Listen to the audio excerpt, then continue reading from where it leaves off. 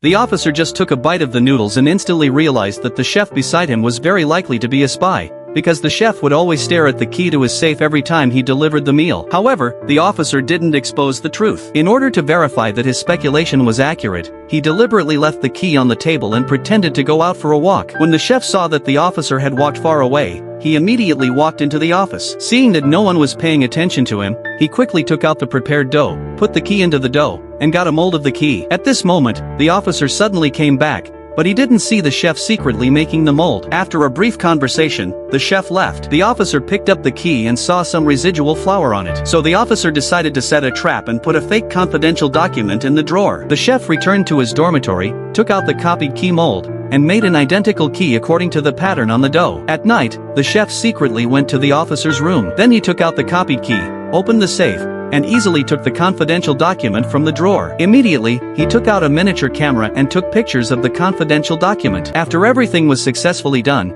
he showed the photographed intelligence to his superior. In this way, the officer's fake intelligence threw the enemy's troops into chaos. In the fierce battle between the two sides, both sides suffered heavy casualties. On this day, the chef received the order to assassinate the officer and then threw the intelligence he had read on the ground. At this time, a man picked up the note. It turned out that after suspecting that the chef was a spy, the officer secretly sent someone to follow him, and the intelligence on the ground also confirmed that he was a spy. The man went back and told the officer the information on the note. The officer didn't expose the chef immediately but let the chef admit it by himself. At night, the chef cooked a pot of poisoned chicken soup. After he brought the chicken soup to the table, everyone looked at him with strange eyes. The officer asked him to take a sip first, which made the chef feel panicked instantly. Although he made a lot of excuses and tried to run away, he was stopped by the soldiers. In order to kill the officer as soon as possible, he had no choice but to drink the poisoned chicken soup. He saw that people didn't drink the chicken soup. Suddenly, he became angry, took out a hand grenade, and revealed his true identity as a spy. Then he pulled the fuse of the grenade,